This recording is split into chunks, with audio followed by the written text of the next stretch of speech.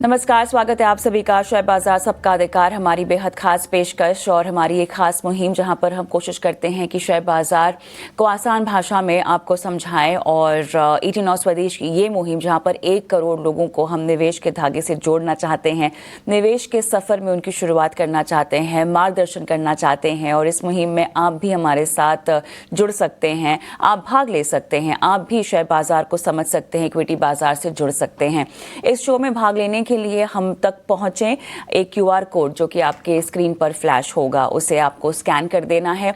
Scan करते ही आप एक व्हाट्सएप नंबर से जुड़ जाएंगे जहां पर आपको अपने सवाल हम तक पहुंचा देने हैं। सवाल किसी भी तरह का हो सकता है, शेयर बाजार से जुड़ी हुई कोई जानकारी अगर आपको चाहिए, इक्विटी मार्केट में रणनीति के लिहाज से हमारे एक्सपर्ट से कोई सलाह चाहिए, या कोई स्टॉक स्पेसिफिक रणनीति चाहते हैं, स्टॉक स्पेसिफिक सलाह चाहते हैं, तो स्टॉक का नाम, कितनी अवधि के लिए आपने खरीदा है और किस भाव पर खरीदा है, ये कुछ डिटेल्स हमें दे दीजिएगा ताकि हमारे एक्सपर्ट जो हैं आपको सही सलाह दें और आपका मार्गदर्शन करें।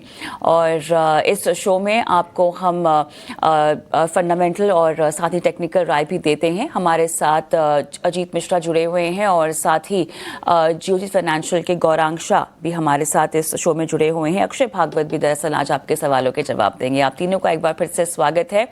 और देखिए, बाजार की चाल अगर हम देखें तो यहाँ पर इंट्राडे में 23,300 के ऊपर फिलहाल बाजार जाता हुआ हमें दिखाई दे रहा है। और देखना होगा कि अब किस तरह से जितना उतार चढ़ाव हमने शुरुआत में अब तक देखा हुआ है। सेंसेक्स भी आप देखिए लगभग 530 अंक यहाँ पे चढ़ा हुआ है और बैंक निफ्टी में 412 अंकों की तेजी के साथ 52,240 के लेवल्स हमें देखने को मिल रहे हैं।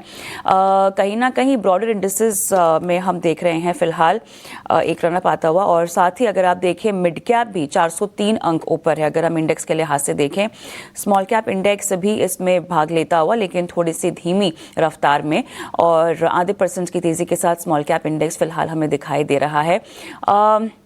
मार्केट ब्रेथ के लिहाज से अगर आप देखें तो फिलहाल मजबूती, केवल 831 डिक्लाइंस है और 1733 यहाँ पे हमें एडवांसेस दिखाई दे रहे हैं। गेनर्स में टाटा कंज्यूमर 7% के पार, इंडसइंड और टेक महिंद्रा में हम देख रहे हैं 2% के पार की तेजी। Maruti Suzuki, Apollo hospital, Bharti Airtel में हम देख रहे हैं लगभग 1.5 से 2% की तेजी के साथ कारोबार होता हुआ दिखाई दे रहा है। चलिए गौरांग और अजीत के साथ हम शो शुरू करते हैं अपना। दर्शक हमारे साथ फोन लाइन पे जुड़े हुए हैं हमारे साथ। दरअसल ये यूट्यूब का सवाल है, चंद्रपुर से प्रमोद राव का हम लेंगे। एशियन पेंट्स, अजीत, इन्होंने खरीदारी कर रखी है और साथ ही नवीन फ्लोरिंग में भी खरीदारी कर रखी है। 3605 नवीन फ्लोरिंग में इनकी बाइंग प्राइस है 45 शेयर। एशियन पेंट्स में 2775 ये कह रहे हैं कि इन्होंने खरीदारी कर रखी है, 35 शेयर की क्वांटिटी है। समय का मेरे पास कोई आइडिया नहीं है बिकॉज इन्होंने जवाब सवाल में पूछा नहीं है। आप नियर टर्म आउटलुक बता दें। शुक्रिया कविता। तो कविता देखिए, यहाँ पे एशियन पेंट्स और दूसरे पेंट काउंटर्स काफी टाइम से हम देख रहे हैं कि एक स्ट्रगल चल रहा है। Under performance both in terms of price action और अदरवाइज ऑल्सो फंडामेंटली भी चैलेंजेस इनके देखने को मिल रहे हैं। यहाँ पे मुझे लगता है कि नियर टर्म आउटलुक अभी भी साइडवेज टू नेगेटिव ही रहेगा जब तक कि आप 2500 के लेवल्स को डिसाइसिवली रिक्लेम नहीं कर लेते हैं एशियन पेंट्स में। उसके बाद 2800 तक के लेवल्स पॉसिबली शायद आपको देखने को मिल जाए। बट अगर आपका नियर टर्म का आउटलुक है तो डेफिनेटली मेरी रिकमेंडेशन होगी इससे निकल जाने के लिए, कंसिडरिंग कि बहुत सारी अपॉर्चुनिटीज है, खासतौर से बैंकिंग, फाइनेंशियल्स, मेटल स्पेस में जहां पे कि बहुत स्ट्रॉन्ग ट्रैक्शन देखने को मिल रहा है। तो नियर टर्म में कोई लॉजिक नहीं है कि आप अंडर परफॉर्मिंग काउंटर के साथ बने रहें। दूसरा, नवीन फ्लोरिन डेफिनेटली यहाँ पे काफी ज्यादा स्ट्रेंथ दिख रही है। With in the chemical basket SRF, Naveen fluorine, ये दोनों लीड कर रहे हैं। एक अच्छे मूव के बाद एक पॉज देखने को मिला है, तो मेरे हिसाब से एक बाइंग अपॉर्चुनिटी है। जिनके पास पोजीशन है डेफिनेटली वो बने रह सकते हैं। 3800 मेरे हिसाब से एक स्ट्रॉन्ग बेस बन गया है, वो आपका स्टॉप लॉस रहेगा। और करीब 3 से 6 महीने के अगर टाइम होराइजन के हिसाब से बात करें तो 4600 से लेकर 4800 का जोन जो इनका रिकॉर्ड हाई का एरिया है, वहां तक ये स्टॉक रीटेस्ट करने का पोटेंशियल रखता है। चलिए, तो ये है राय आपको आपके दोनों स्टॉक पर मिलती हुई। चलिए बढ़ते हैं आगे। सुनील बंसल हरियाणा से हमारे साथ इस वक्त फोन लाइन पर जुड़े हैं। सुनील जी नमस्कार, हरियाणा में कहाँ से बात कर रहे हैं? भिवानी से बात कर रहा हूँ जी। जी बताइए, क्या मदद करें हम आपकी? हमने 500 शेयर ले रखे IGL के। IGL? IGL। ठीक है, और ओला इलेक्ट्रिक भी लिया है आपने? नहीं नहीं, ओला इलेक्ट्रिक नहीं लिया। अच्छा अच्छा, हाँ जी। क्या IGL, करें? हाँ, ठीक है। 500 शेयर ले रखे, 519 रुपए के। किस भाव पे लिया आपने? 519 रुपए के भाव। 519 के भाव पे हाँ। आपने लिया हुआ है IGL का शेयर। आप इंद्रप्रस्थ गैस की बात कर रहे हैं? नहीं नहीं, IGIL जो अभी IPO आया था। अच्छा अच्छा अच्छा अच्छा, हाँ। हमें देखना होगा कि ये हमारे रडार पे है कि नहीं ये शेयर IGIL, और उस हिसाब से इस पे हम आगे राय दे पाएंगे। शायद हमारे रडार पे ये स्टॉक नहीं होगा, माफ़ी चाहेंगे। चलिए, कुछ यूट्यूब से भी सवाल आए हैं। सुनील जी, हमारे रडार पे नहीं है तो इसलिए हम स्टॉक पर राय नहीं दे सकते। अगले जो हमारे एक दर्शक हैं, उन्होंने ओला इलेक्ट्रिक पे राय जाननी चाहिए, और ओला इलेक्ट्रिक पे हालांकि इन्होंने नाम नहीं बताया है। इन्होंने जो राय मांगी है वो अपने लगभग 85 के आसपास की खरीदारी इनकी है। बताएं गौरांग सर, ओला इलेक्ट्रिक, काफ़ी सारे निवेशक जो हैं ओला इलेक्ट्रिक में ऊपरी स्तरों पर फंसे हुए हैं, क्या करना चाहिए? प्रशांत भाई, इस कंपनी को लेकर के हमने स्पष्ट रूप से टिप्पणी करी है कई बार हमारे ही चैनल 18 और स्वदेश पर, और जब IPO आया था तब शायद आपसे, कविता से या आपके सहयोगी से चर्चा करी हमने। तो IPO के समय IPO नोट द्वारा निवेश की राय दी थी। 75 या 76 के आसपास का IPO का फ्लोर था।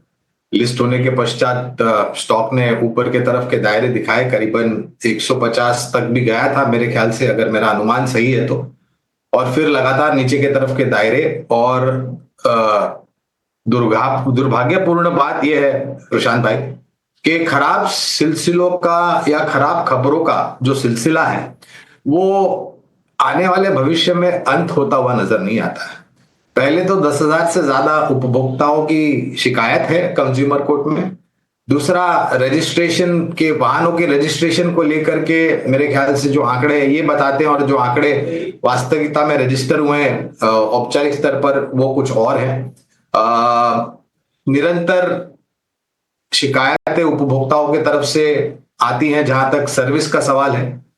और इनकी जो जीगा फैक्ट्री और वो मोटरसाइकिल जो इन्होंने पिछले साल अगस्त में लॉन्च की थी, वो आने वाले नजदीक के भविष्य में तो बाजार में दिखती हुई नजर नहीं आती है। और एक बात जो कि सबसे महत्वपूर्ण बात है वो है प्रतिस्पर्धा।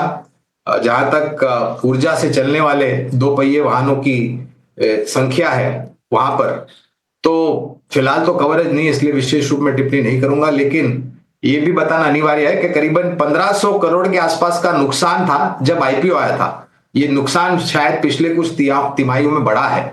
तो मुझे लग रहा है कि इस कंपनी को छोड़ करके बाकी जो ज्यादा स्थापित कंपनियां हैं, जो पेट्रोल से चलने वाले भी दो पहिया वाहन बनाती हैं और इलेक्ट्रिक से चलने वाले भी दो पहिया वाहन बनाती है, बजाज ऑटो है, हीरो मोटोकॉर्प है, TVS मोटर्स है, ये ज्यादा अच्छे लगते हैं।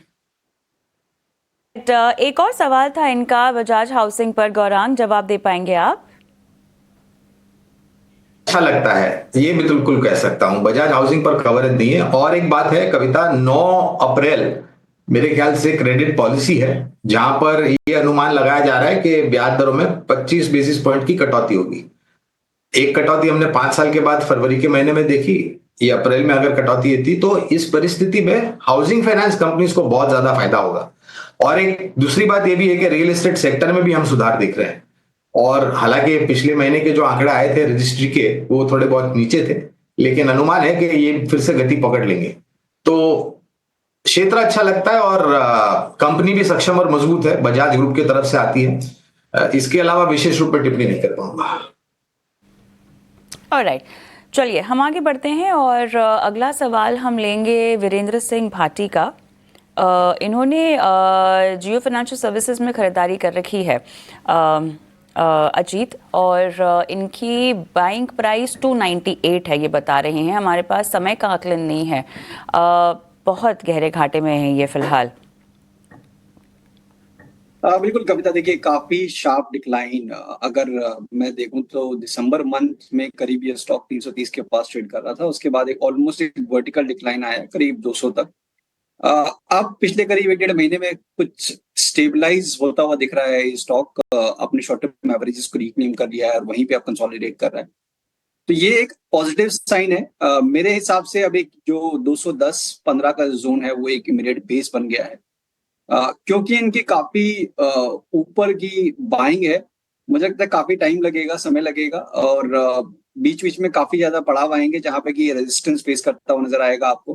पहला पड़ाव करीब 255 से 60 का जो एरिया है वहां पर, तो वहां पे डेफिनेटली इनको रीवैल्यूएट करना चाहिए पोजीशन को दोबारा से, और साथ ही साथ 210 का भी स्टॉप लॉस भी मेंटेन करेगा। इस बार अगर ये इस लेवल के नीचे आया तो पॉसिबली एक नया लो देखने को मिल सकता है इस स्टॉक में। तो एज ऑफ नाउ बने रहिए 210 के क्लोजिंग स्टॉप लॉस के साथ 260 तक के टारगेट्स के लिए। इस पर ये आपको नजरिया आता हुआ। अगला सवाल जो है वो यूट्यूब पर लाइव हमारे एक दर्शक ने पूछा है। इनका नाम है जॉन और इन्होंने कोल इंडिया पर राय जाननी चाहिए। जॉन का सवाल है कि इन्होंने जो बाइंग प्राइस है वो 410 की इनकी बाइंग प्राइस है। कोल इंडिया हम देख रहे हैं कि आज तो दबाव है स्टॉक में। पिछले 5 ट्रेडिंग सेशन से भी हम देख रहे हैं कि फ्लैट कारोबार है। 1 महीने में लगभग 10% चला है ये स्टॉक का। हालांकि इनकी बाइंग प्राइस से अभी भी 20 रुपये 15-20 रुपये आसपास नीचे ही है। 410 की बाइंग प्राइस के हिसाब से गौरांग सर, कोल इंडिया पे क्या राय बन रही है? तो आज एक रिपोर्ट पढ़ रहा था प्रशांत भाई के आउटपुट को लेकर के सकारात्मक नजरिया और कोयले की जो क्वालिटी है वहां पर भी सुधार होने की संभावना है आने वाले समय में। खपत को लेकर के कोई ऐसे प्रश्न चिन्ह करीब के समय में तो नजर नहीं आता है। बुनियादी तर्क के आधार पर हमारी बने रहने की राय है। अगर ऊपरी स्तर पर निवेश है तो इस स्तर पर नहीं, लेकिन अगर गिरावट आती है तो थोड़ा बहुत और जोड़ सकते हैं। कोल इंडिया का पर नजरिया इस वक्त आता हुआ। ओके, सवाल हम ले रहे हैं, यूट्यूब से भी ले रहे हैं। अच्छा, हमारे एक दर्शक यूट्यूब पर लिख रहे हैं कि हमारे कभी सवाल का जवाब नहीं मिलता। राहुल सोनी साहब है, मैं उनसे दरख्वास्त करना चाहती हूं कि सर सवाल तो डालिए। आप सवाल डालेंगे तब जाके तो आपका सवाल हम लेंगे। और इस शो में सवाल पूछने का तरीका एक QR कोड को स्कैन करके है। देखिए आपकी स्क्रीन पे भी आ चुका है, इसे स्कैन कर लीजिए। स्कैन करते ही व्हाट्सएप नंबर से जुड़ जाएंगे। स्टॉक स्पेसिफिक सवाल पूछ रहे हैं राहुल साहब, स्पेसिफिकली आपको बोल रही हूं। सवाल पूछ रहे हैं कोई स्टॉक से जुड़ा हुआ, स्टॉक का नाम डालिए, किस भाव पे खरीदा है, कब तक उसमें रुकना चाहते हैं, तब जाके आपके सवाल का हम जो है जवाब दिला पाएंगे हमारे एक्सपर्ट्स के जरिए। और इस बीच एक अहम खबर की ओर भी हम रुकते हैं जिसका सबको बेसब्री से इंतजार है। इनफैक्ट इसके इम्पैक्ट का हमें देखना होगा कि क्या पड़ता है, कैसा पड़ता है। ट्रंप आज रेसिप्रोकल टैरिफ लगाने का ऐलान करने जा रहे हैं। यूएस टैरिफ से भारत में आखिर कितनी चिंता हो सकती है, इसी का आकलन हम पेश करते हैं। हमारे सहयोगी अभिषेक सत्यव्रतम हमारे साथ जुड़ गए हैं। तो अभिषेक, आज भारतीय समय अनुसार रात को 1:30 बजे जो है इसका ऐलान लगभग हो जाना है, और ऐसे में अब बताइएगा कि हम किस तरह से तैयारी करें, कल सुबह के हमारे सेशन की कहां कहां इम्पैक्ट देखेंगे।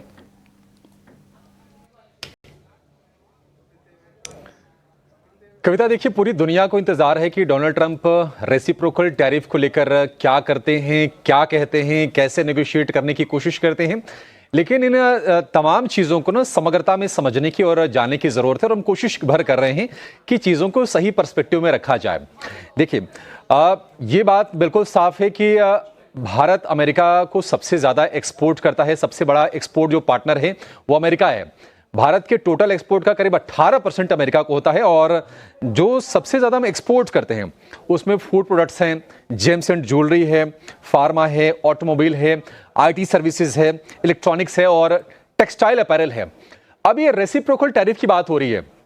रेसिप्रोकल टैरिफ यानी कि एक देश जितना टैरिफ अमेरिका के सामानों पर लगा रहा है, अमेरिका ने कहा है, डोनाल्ड ट्रंप ने कहा है कि हम बराबरी का टैरिफ लगाए हैं। लेकिन ये जरूरी नहीं है कि जो चीज अमेरिका हमें इंपोर्ट कर रहा है या फिर हम जो चीज एक्सपोर्ट कर रहे हैं अमेरिका को, दोनों चीज वो समान हो। एक ही चीज हम एक्सपोर्ट या इंपोर्ट नहीं कर रहे हैं, वो अलग अलग चीजें हो सकती हैं। तो रेसिप्रोकल कैसे होगा, ये इसका मैकेनिज्म क्या होगा, ये थोड़ा समझने वाली चीज जरूर है, और इसको लेकर हम लगातार विश्लेषण कर भी रहे हैं। अब जो चीज हम अमेरिका को एक्सपोर्ट कर रहे हैं, 18% टोटल एक्सपोर्ट कर रहे हैं, जो कि हमारे टोटल GDP का करीब 2.25% के आसपास का हिस्सा बैठता है। और एक्सपोर्ट है 120 बिलियन डॉलर का, और इंपोर्ट हम जो कर रहे हैं, इंपोर्ट अमेरिका से हम कम कर रहे हैं, ये है करीब 70 बिलियन डॉलर के आसपास का आंकड़ा। तो ये ट्रेड गैप है, ट्रेड आप इसको इम्बैलेंस भी कह सकते हैं अगर ट्रंप की भाषा में कहें तो, इन दोनों देशों के बीच में है। अगर औसत टैरिफ की बात करें तो भारत जो है उसका जो वेटेज एवरेज जो टैरिफ है भारत के सामानों पर वो है करीब 2.8% का, और भारत जो अमेरिका के सामानों पर जो टैरिफ लगा रहा है वो है 7.7% के आसपास का। तो ये गैप है, ये फैक्ट है, ये आंकड़े भी कह रहे हैं कि भारत थोड़ा ज्यादा टैरिफ वसूल रहा है अमेरिका के मुकाबले, और यही डोनाल्ड ट्रंप की चिंता है।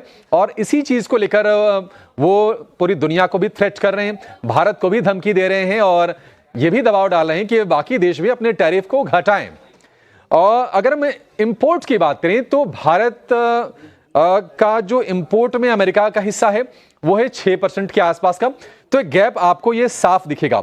कुछ अहम सेक्टर के अगर हम प्रोडक्ट्स की बात करें और उनकी हिस्सेदारी की बात करें अमेरिका में एक्सपोर्ट में, तो जेम्स एंड ज्वेलरी का करीब 29% एक्सपोर्ट हम अमेरिका को कर रहे हैं, टेक्सटाइल और अपैरल का करीब 28%, फार्मा का करीब 30%, और ऑटो और ऑटो पार्ट्स का ज्यादा है, ऑटो का थोड़ा सा कम है लेकिन ऑटो पार्ट्स का ज्यादा है, 15% के आसपास हम अमेरिका को एक्सपोर्ट कर रहे हैं। और अगर हम ऑटो एंसिलरी, ऑटो कंपोनेंट की अकेले हम बात करें तो ऑलमोस्ट जो 1/3 एक्सपोर्ट है वो है अमेरिका को, जो कि संवर्धन मदरसन हो गया, बालकृष्ण इंडस्ट्रीज हो गया, सुप्रजीत इंजीनियरिंग होगी, ये तमाम कंपनीज हैं जो कर रही हैं। अगर हम गैप की बात करें कि भारत के टैरिफ में अमेरिका के टैरिफ में कितना फर्क है एक समान चीज पर, तो एग्री प्रोडक्ट पर भारत में के आसपास का टैरिफ लग रहा है 37 से 38% का, जबकि अमेरिका हमसे जो टैरिफ वसूल रहा है वो है करीब 5.25% के आसपास का। गोल्ड ज्वेलरी पर करीब भारत में जो टैरिफ वसूला जा रहा है वो है करीब 20% के आसपास का, अमेरिका में है करीब 5 से 5.5% के आसपास का। फार्मा पर ऑलमोस्ट जीरो टैरिफ है अमेरिका में, चूंकि वो इंपोर्टर है, जेनेरिक दवाएं अमेरिका को चाहिए, सस्ती दवाएं चाहिए। देखिए ऐसा नहीं कि हम ज्यादा टैरिफ वसूल है, अमेरिका अगर कम टैरिफ वसूल रहा है तो ऐसी कोई अहित वाली बात है। अमेरिका अपने कंज्यूमर्स को, अपने लोगों को क्वेश्चन देने के लिए सस्ती दामों पर चीजें मुहैया करना चाह रहे हैं, तो ये अमेरिका की तरफ से ये पहल सारी होती है। इंडस्ट्रियल अगर हम गुड्स की बात करें तो भारत में जो टैरिफ वसूला जा रहा है वो है करीब 5.9% का, और अमेरिका में है वो 2.6% के आसपास का। तो तमाम चीजें ऐसी हैं, आप उसकी भी लिस्ट लेकर आइए कि जो टैरिफ गैप है दोनों देशों के बीच में, केमिकल फार्मा पर करीब 8.5% का, प्लास्टिक पर करीब 5.5% के आसपास का, टेक्सटाइल क्लोथिंग पर करीब 1.5% के आसपास का, डायमंड गोल्ड ज्वेलरी पर 13% का, iron steel, machinery, computer, electronics और ऑटो कंपोनेंट पर करीब ये 23% के आसपास का टैरिफ वसूल भारत ज्यादा वसूल रहा है अमेरिका के मुकाबले। Aurobindo pharma, Zydus life, Lupin, Cipla, Torrent pharma, ये कुछ कंपनीज है जिनका जेनेरिक एक्सपोर्ट ज्यादा है अमेरिका में। तो अगर अमेरिका रिटेलिएटरी टैरिफ या रेसिप्रोकल टैरिफ अगर हम कह दें कि अगर लगाता है तो हो सकता है कि इन कंपनीज को थोड़ा सा नुकसान होगा, लेकिन इस बात की आशंका कम है क्योंकि अमेरिका नहीं चाहेगा कि वहां पर दवाइयां महंगी हों, फिर लोग परेशान हों। अगर हम ऑटो कंपोनेंट के एक्सपोर्ट की बात करें तो टाटा मोटर्स का एक्सपोर्ट वहां पर होता है जो कि JLR के जरिए है। अब JLR की बड़ी बिक्री आती है अमेरिका से, करीब 30% के आसपास के टोटल सेल्स अमेरिका से आती है JLR की, लेकिन JLR के प्लांट जो हैं वो यूरोप में हैं। अब वहां को लेकर अलग नेगोशिएशन चल रहे हैं अमेरिका से, भारत को लेकर अलग नेगोशिएशन होंगे, देखते हैं कि क्या कुछ निकलता है, लेकिन ये इस फोकस में रहेगा शेयर। आयशर मोटर अपनी 650 सीसी वाली जो बाइक है रॉयल एनफील्ड की, उसको एक्सपोर्ट करती है, लेकिन टोटल जो वॉल्यूम है उसका बहुत ज्यादा हम असर कोई देखेंगे नहीं आयशर पर भी अगर ये टैरिफ बढ़ता भी है तो। लेकिन संवर्धन मदरसन, भारत फोर्ज, बालकृष्ण इंडस्ट्रीज, कुछ और कंपनीज हैं जिनका एक्सपोर्ट का हिस्सा अमेरिका में काफी ज्यादा है। अब संवर्धन मदरसन जो कंपनी है ये एक तरह से मल्टीनेशनल कंपनी होगी है, भारतीय कंपनी जरूर है लेकिन मल्टीनेशनल है। इनके अमेरिका में भी प्लांट है, यूरोप में भी प्लांट है, ऑस्ट्रेलिया में भी प्लांट है, तमाम जगहों पर इसके प्लांट हैं। तो ये धीरे धीरे क्या होता है ना कि फिर ये न्यूट्रलाइज हो जाती है, बहुत ज्यादा इंपैक्ट नहीं आता है उस तरह से अगर आप देखें तो। अगर हम ऑटो एक्सपोर्ट की बात करें कि अमेरिका पर निर्भरता कितनी है, तो भारत का टोटल ऑटो और ऑटो कंपोनेंट को मिला दें तो करीब 15.5% के आसपास का एक्सपोर्ट हम अमेरिका को कर रहे हैं अपने टोटल वॉल्यूम का, जबकि बाकी जो देश हैं कनाडा, मैक्सिको, दक्षिण कोरिया या फिर जापान, ये हेविली डिपेंडेंट हैं अपने प्रोडक्ट्स को बेचने के लिए अमेरिका में, और उनके एक्सपोर्ट का बड़ा हिस्सा जाता है अमेरिका को। अगर हम टोटल एक्सपोर्ट की बात करें तो भारत का सबसे बड़ा एक्सपोर्ट नेशन है अमेरिका, करीब 18% के आसपास का हिस्सा अमेरिका को, यूएई में करीब 8%, नीदरलैंड्स में 5.25%, चाइना में करीब 4% के आसपास का, और सिंगापुर में करीब 3.5% के आसपास का टोटल एक्सपोर्ट करते हैं। अब सवाल यह आता है कि अगर अमेरिका मान लीजिए रेसिप्रोकल टैरिफ लगाता है तो उसका असर क्या पड़ेगा। सबसे पहला असर तो यह पड़ेगा कि अमेरिका में जो सामान इंपोर्ट हो रहे हैं भारत से वो महंगे हो जाएंगे और महंगाई की मार वहां के कंज्यूमर को झेलना पड़ेगा, जो कि मुझे नहीं लगता कि ट्रंप ये चाहेंगे। बर्कशायर हैथवे के चेयरमैन भी ये आगाह कर चुके हैं कि इससे महंगाई बढ़ने का रिस्क है। दूसरी चीज ये है कि अमेरिका की टैरिफ से ग्लोबल सप्लाई चेन में थोड़ी सी डिसरप्शन हो सकती है और दोनों देशों के जो आपसी रिश्ते हैं भारत अमेरिका के, शायद थोड़ी सी उसमें खटास आ सकती है। हालांकि मैं मान के चल रहा हूं कि दोनों देश आपसी सहमति से इसका कोई ना कोई हल निकाल लेंगे और हो सकता है कि भारत भी कुछ कुछ टैरिफ में रियायत अमेरिका को दे दे। इसको म्यूचुअली अच्छे से हल कर लिया जाएगा। हालांकि भारत में अगर महंगाई की बात करें तो ज्यादा चिंता नहीं होगी, क्योंकि हम बहुत ज्यादा कोई अमेरिका से इंपोर्ट नहीं कर रहे हैं। हमारा क्वांटम जो है अमेरिका से वो थोड़ा सा कम है, अमेरिका में थोड़ा ज्यादा है, तो वहां पर तनाव ज्यादा है।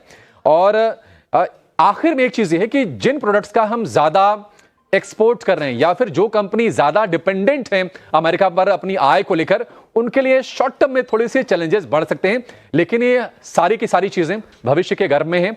आज रात को जैसा कि आप कविता बता रही हैं कि 1:30 बजे के आसपास वो फैसला आएगा। देखते हैं कि डोनाल्ड ट्रंप क्या कहते हैं। डोनाल्ड ट्रंप के कथनी में करने में फर्क बहुत है, तो आज पूरी की पूरी दुनिया की नजर होंगी और ये माना जा सकता है बाजार भी ऐसा कोई शार्प डिक्लाइन वाला रिएक्शन नहीं दिखा रहे, मैच्योर रिएक्शन दिखा रहे हैं। तो देखते हैं कि अल्टीमेटली होता क्या है, लेकिन ये मानना चाहिए कि कोई ना कोई इसका रास्ता दोनों देश मिलकर निकाल लेंगे। अभिषेक, आपका विस्तार से आपने तमाम पहलुओं के बारे में जानकारी दी और इसी के साथ अब इस शो में भी हमें विदा लेना होगा, लेकिन चलिए एक एक बार अपने एक्सपर्ट्स के पास चलते हैं और उनसे डिस्क्लोजर ले लेते हैं। गौरांग सर, अपना डिस्क्लोजर दें। प्रशांत भाई, फिर से बहुत धन्यवाद इस मंच पर आमंत्रित करने के लिए। जो भी राय हमने आपके समक्ष रखी है वहां पर हमारा कोई निजी निवेश नहीं है, लेकिन इसी प्रकार से राय हम हमारे क्लाइंट्स को देते हैं। बहुत बहुत धन्यवाद आपका। ठीक है, इसके साथ ही हमें विदा लेना होगा और टीना स्वदेश के साथ।